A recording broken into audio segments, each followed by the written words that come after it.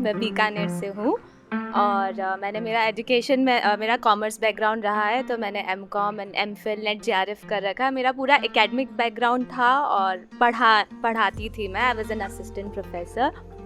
और कुछ कितना महत्वपूर्ण है वो हमें पता है, कुछ स्वरों के द्वारा या कुछ हसरतों में हमेशा कुछ आता है, हर किसी की बात में कुछ आता है। तो जो लिखा गया है वो भी कुछ पर ही है।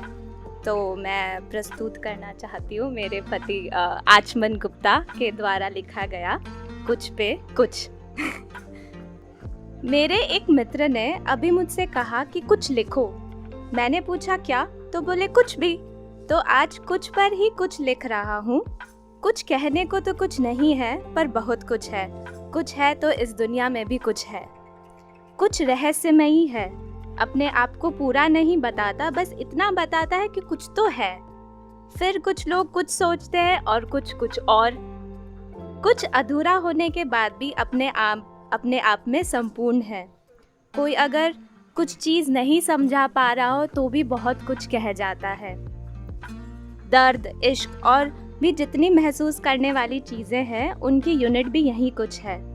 करण जौहर ने इसी मिसाल से कुछ कुछ होता है रच दी थी। फिल्म सफल हुई क्योंकि सबको पता था हाँ कुछ तो होता है। कुछ में अपनापन भी है। खासकर हिंदी प्रदेशों में मेहमान आने पर पहला सवाल यही होता है कि आप कुछ लेंगे। यजमान को पूर्ण भरोसा होता है कि इस कुछ की एवज में मेहमान उनसे आपका घर या पत्नी नहीं मांगेंगे। प्रेमिका के रूठ जाने पर प्रेमी सिर्फ एक ही चीज़ चाहता है कि वो कुछ तो बोले, और बच्चे के रूठ जाने पर माँ बाप कहते हैं कि घर आ जाओ, हम कुछ नहीं बोलेंगे। कुछ की गिनती की जा सकती है पर की जाती नहीं। उसे मापा जा सकता है पर मापा जाता नहीं। कुछ कितना होगा वो देने वाले के ऊपर निर्भर करता है। अल्लाह के नाम पर कुछ दे दे बाबा, यह आपकी हैसियत की चुनौती है। तो गरीब की माँ का बोलना कुछ खाएगा बेटा, दिलेरी।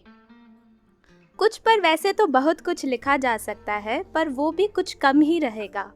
जैसे कैसे कुछ लोग की बातों से डरकर कैसे कुछ सपने मर जाते हैं।